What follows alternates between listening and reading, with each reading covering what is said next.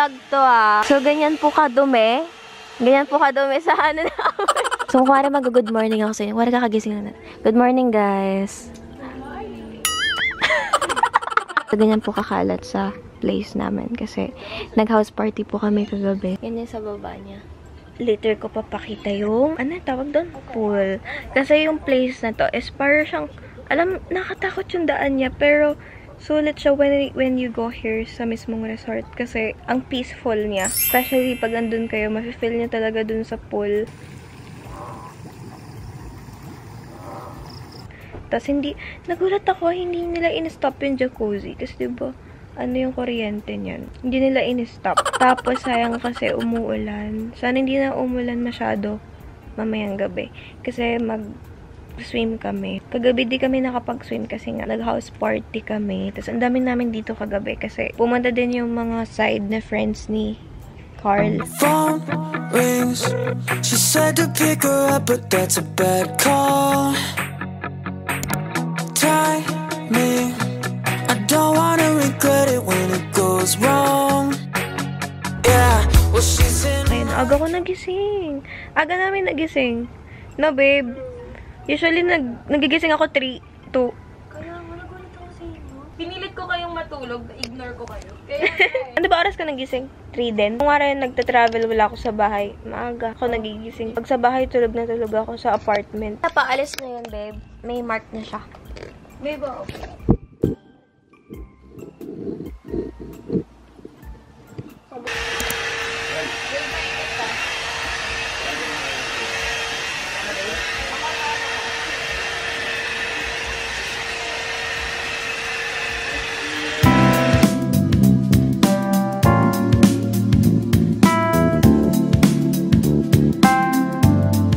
So, pinapangarap lang namin to kanina.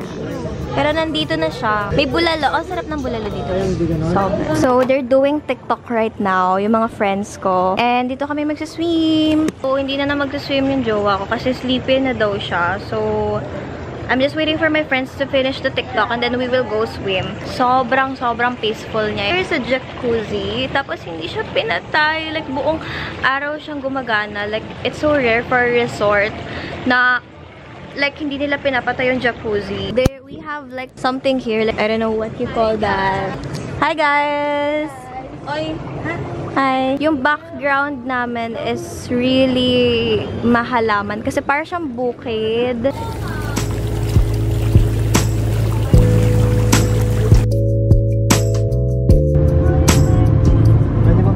Hi, guys! So, I look shit right now. And yes, lumabas kaming ganito. Kasi nagutom talaga kami. Pabalik kami ngayon sa resort kung saan kami nakabook. And like, medyo malayo kasi yung mga pinagkainan namin. Which is kasi sarado na din yung mga stores or kainan sa Porac. Medyo scary yung daan. Kasama ko pala si Aaron tsaka si Jolan. Yung makasama namin nasa kabilang sasakyan. So, if you are gonna book, make sure you come early. Siguro may araw, maybe, kasi it's too dangerous na magbiyahe din kayo ng gabi like us. It's really good if you're gonna take pics. Katulad ng mga pictures namin with my friends kanina sa pool. It's really good. Pero if you're gonna book, you have to bring your own utensils, towels. Papakita ko sa inyo yung daan. Yung reason kung bakit ayoko na pumunta kayo ng gabi. Oh my gosh. Sige, diretso. Ay, yun nata. Nalagpasan nata natin.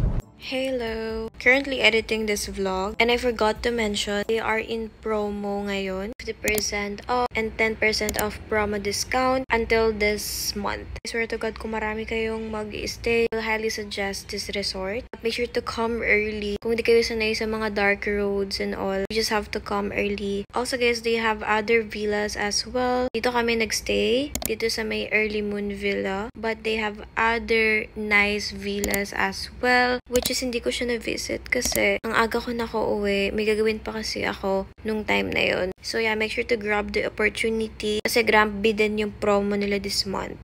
Bye!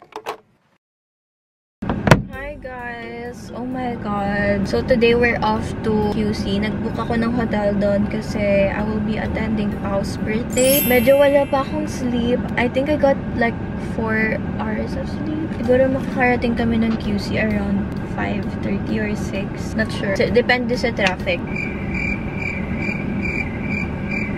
I think I'm gonna sleep lang sa biyahe.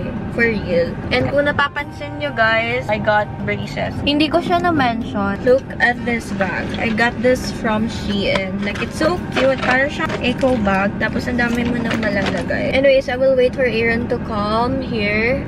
Then, biyahe na kami papuntang QC. I think I will just sleep lang. I'll see you later. We are here sa hotel na. Actually, magpapahinga lang ako. Then, I will take a bath na kasi the party will start at 8. Then, baka mga 9 PM kami makakapunta. So, yeah. Pahinga lang ako ng onte. And then, I'll go straight to take a bath. Tingnan nyo itong mga nabili ko sa TikTok shop. Talaganan siya every time you travel. Like, I have my shampoo and conditioner here. You know, kasi yung mga tube kasi minsan tinatak-tak pa and it's really hard lumabas yung product. But this one is you have to squeeze it like that. So, hindi ka mahihirapan. Hey! Hi! Friends, so I'm heading home. Ako yung magdadrive pa uwi. Park lang kami dito to eat kasi we haven't eat our breakfast. Hindi kami nagising ng breakfast dun sa hotel kasi nakatulog na ako around 6 AM. Hindi ako makasleep. Like, ako pag wala ako sa bahay, sobrang hirap ako makatulog. Inintay ko lang si Aaron ngayon. Bumili siya ng chops. Yan talaga yung go-to na pagkain ko kapag sobrang gutom ako. Tapos, fast food na mabilis lang din mahanap. I met a lot of influencers last night. I'm so happy. Dahil ko lang hindi nakikipag nag-a-attend ng mga event. And I don't even know to socialize anymore. Guys, give me some tips. Ang hirap. Pag kasi hindi ako kinakausap, hindi ako magsasalita. Kung makikita nyo akong madaldal sa social media and all, pero sa totoong buhay, mahihain po talaga ako. Alam nyo ba, sobrang thankful ko na nandun si Daisy and Colleen kasi at least like, may nakakausap ako and all. All the influencers are from TikTok. Alam nyo naman, newbie ako sa TikTok ngayon. So, thank you so much to Miss Soul. Oh my god, alam nyo ba? I was supposed to buy a Jo Malone perfume. Guys know how much I love perfume. Sorry, sobrang dugyot na pala niya to. Kailangan papalitan ko na siya. So, nakauwi na kami. May na-receive akong package. And some of you guys are asking me if graduate na ako sa Century Essentials perfume. I still have stocks. And when I say I still have stock, ayan yung mga stocks ko. Uy, hindi ka magmamayabang. Medyo magmamayabang ako for today's video. Kasi, alam niyo naman before na like, customer talaga ako ng Century Essentials. Siguro kung may na-checkout man ako na perfume with just like a 1 cent lang, 147 Chant Chanel. Kasi before, yung favorite scent ko is Chant Chanel. So, naghanap ako ng dupe niya and nahanap ko yung Century Essentials kasi they really have the exact smell. Plus, ewan ko, parang mas mabango siya and mas tumatagal siya sa akin. I'm so happy. Napansin pala nila yung mga ganon ko sa buhay. Thank you so much, Century Essentials, for sending me these perfumes. Like, I have 84 bottles here. Tapos, kumuha ko ng iba't ibang scent para matry ko din yung ibang scent. These days kasi, sobrang nagko-collect ako ng mga perfumes. Like, I really love collecting perfumes talaga. Okay, magbubukas tayo ng isang box. Oh! Ganyan sila kadami. I have 4 box here. Bought na pang lalaki. I like male perfumes as well. Especially the Lacoste and Versace Eros. I like that perfume. Order din ako ng panlalaki. Most of them are pang girls talaga. Wait, gusto ko talagang buksan na ngayon yung 147. Kasi it's been a long time. Actually, dapat mag-check out na ako. Kinontak nila ako and I'm so happy. That's why, hintay ko na lang yung mga stocks na to. Alam nyo, pag naamoy ko yung 147 cent na yun, for real, ang daming memories na magbe-bring back sa akin. Kasi yun talaga yung perfume na gamit ko sa era na. Basta yung era ko na yun, like, I love that era so much. Memories will bring back. Girl! Andyan na yung 147 cent ko! Ang daming nag-try din ng scents na to nung sinishare ko siya sa inyo. Oh my god! Oh my god, sure.